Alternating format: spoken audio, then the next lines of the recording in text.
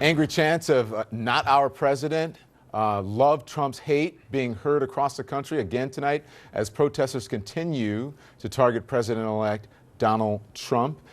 This crowd right now from Dallas, Texas, and you can see it's a pretty sizable crowd out there, and we have been watching them for the past few nights here. My next guest joined the crowd at Trump Tower last night. He is the Academy Award-winning director Michael Moore. His new movie is Michael Moore in Trumpland. We discussed this before. You were on several times, and now here you are. We have lots to talk about, but as we look at those pictures, if you can put them up now, you joined one in New York.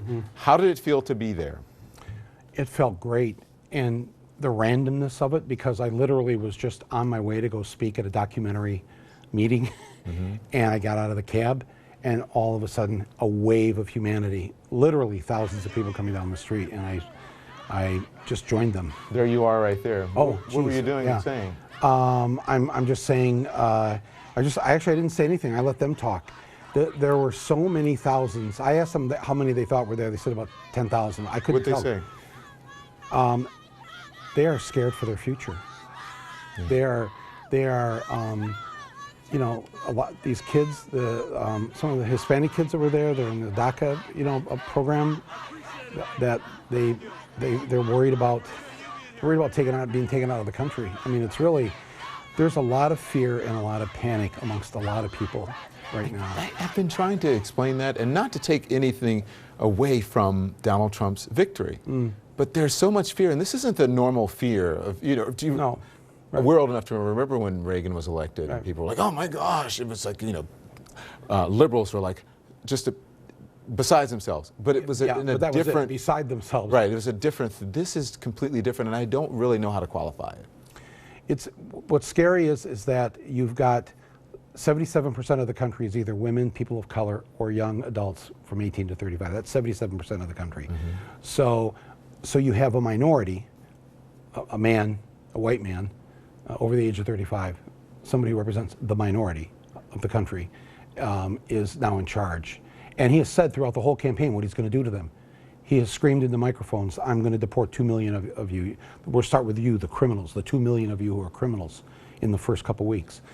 I think they're justifiably scared, and maybe if you're not of that group, you don't understand that. But I heard it out there in the street, and it was intense. And I was very proud of the fact that so many young people came out, because his presidency has to be opposed right now.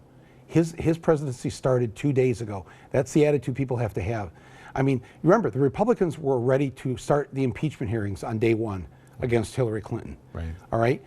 The other side needs to be ready to roll right now to do whatever needs to be done to stop his appointments to the Supreme Court. Is that right, though, to do that? Absolutely. You have to do it.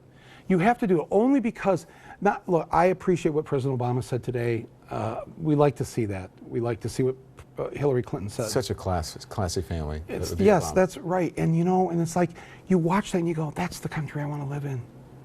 And I thought too that President Obama and Hillary yesterday were giving a tutorial to Donald Trump, saying, you know, if we had won, this is how we would have wanted you to behave, what you should have been saying, as opposed to threatening riots in the streets if the election didn't go your way. Yeah.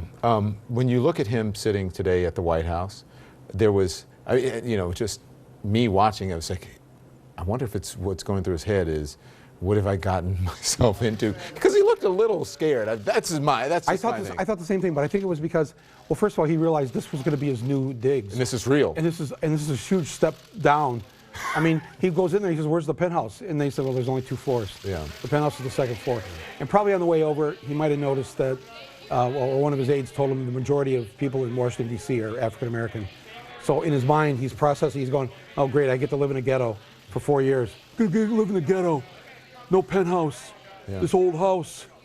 I know this brings He's gonna have to work too. I know this doesn't bring you any pleasure, but you predicted this would happen, and you were on my show just a couple of days before the election. You were on the show. Watch this. Well, I live in Michigan, and so I know why she's going there tomorrow. She wasn't supposed to have needed to go there, but I think this has always been a lot closer than, I think the Trump vote has probably been undercounted in these polls. Again, in Michigan, in our primary in March, Hillary was ahead of Bernie by 8 to 22 points on the morning of the primary. All the national polls, and 12 hours later, Bernie defeated her. So I don't think you can, these polls, nobody should be sitting back, regardless who you're for. I mean, this is going to be close. Seems like it's going to be close. I agree. The vote is still out in Michigan, but you pegged it. Not only did you peg that, you said Michigan, Wisconsin, and Pennsylvania. There was no blue wall. You were right on. Well, I take no pleasure in that. I've been trying to warn people since the summer because too many of my fellow Hillary voters were doing the end zone dance on the 50-yard line. I saw that. I saw that too. Right? But I also remember when he first came out and came down those escalators, and I said, you know what, this guy has a chance. Yeah.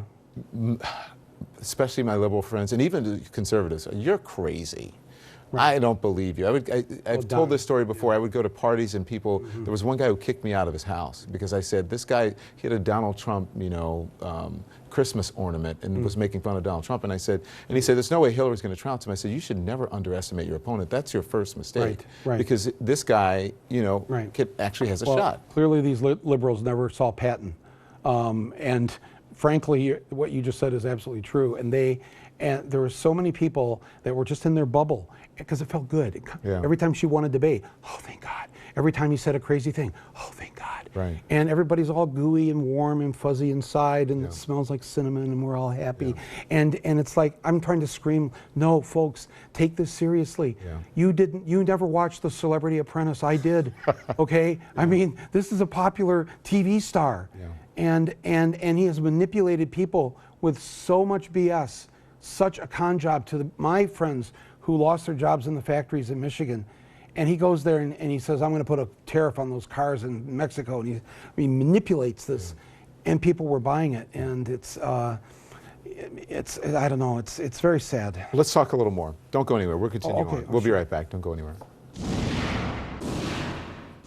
All right, I'm back now with Michael Moore. We're going to continue on with our conversation. So let's talk about this because it's fascinating to me that 50% of the electorate did not participate, didn't go out and vote. That's apathy. It's a myth, there was no surge of white voters. Right. There was a dramatic drop in black voters, but let's just put that graphic up that we had. So this is in 2008. This is McCain, Obama. Okay. And so the blue, obviously, that's Obama, red. And then 2012, Romney, Obama. Right. Democrats voting, Republicans voting. And then Trump, Clinton. So there was a dramatic drop in the entire electorate. Right. But also, if you look at those blue, a dramatic drop in Democratic participation. Right. People were not inspired by Hillary Clinton. A lot of people have given up. I mean, they really, there's people who probably aren't watching this because they can't even afford basic cable. People are living from paycheck to paycheck. And I know a lot of people around where I live, they've just said to hell with the whole thing. And it's like you try to say, no, don't do this, because that's exactly what those in power want you to do. They want you to stay home. Do you think it was a woman thing? Because I'm hearing a lot of Michelle Obama 2020. Well, that's a good idea. Can we say you thought of it first? No, a lot of people thought of it before I do. No, I'm sure there is misogyny out there, and people are. Well, of course, there's misogyny and there's sexism, and he fueled it. Yeah. He encouraged it. And women were excited to vote for the first woman. And absolutely, but yes, I mean, look, Democrats have got to. When you say the word, I'm inspired by Hillary, but I get it that some people weren't. Democrats need to start running people who are inspiring, though. Why? I mean, the Republicans, they run Ronald Reagan, they run Schwarzenegger. Why aren't we running Tom Hanks or Oprah? Yeah. I'm serious. I mean, I don't say that as a joke. I mean, I'm really serious. Well, the interesting thing is, why don't we run people who are beloved by the American people? Here's what's interesting to me, is that there are many Republicans who don't and did not like Donald Trump, but they got on the train and they voted for him anyway. Right. Right? Right.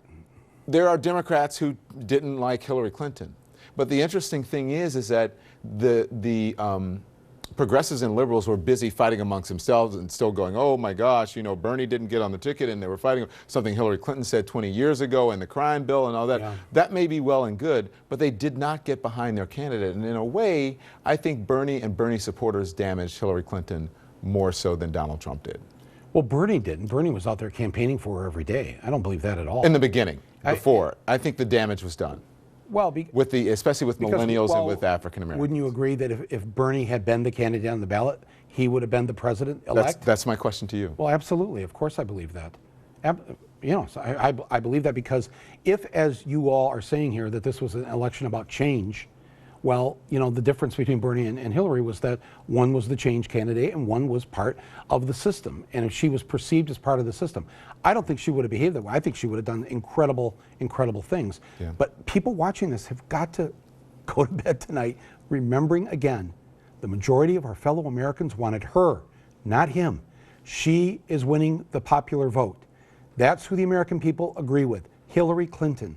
All right, because of an archaic system that we have, he is now going to be the president-elect. I'm going to take a little bit more time. I know we're late. No, but can you put this up, this graphic up from question 4 that I have here? You also say the Democratic Party failed us. You wrote an immediate 5-point plan to what to do now. Yes. You say that this is your Michael Moore morning after to-do list. Yeah. Take over the Democratic Party. Fire the pundits and the pollsters. Obstruct Republicans in Congress. Stop saying you're shocked. Repeat, Clinton won the popular vote. Right. That's right. And we do. The progressive wing has to take over the party. The pundits are already fired. The table is empty here. Thank you. All right. So all the people who got it wrong are now gone, and we have to stop listening to them. But liberals and progressive people have got to understand they are the majority. We are the majority of this country. The American people agree with us on every single issue, whether it's equal pay for women, climate change, death penalty, pro-choice. Go down the whole list now. The majority of Americans are progressive and liberal, even if they don't call themselves that. Right. So if it's already that way, why do we have a Congress and a president now who are not representative of the majority of our fellow Americans? This is totally wrong. Yeah. I corrected my last word there. I'm glad you did. Out of respect for you. Thank you. Thank you. Such a pleasure. All right. All right. Up next, anti-Trump protesters take to the streets again tonight as the president-elect meets in Washington with President Obama and Republican leaders of Congress.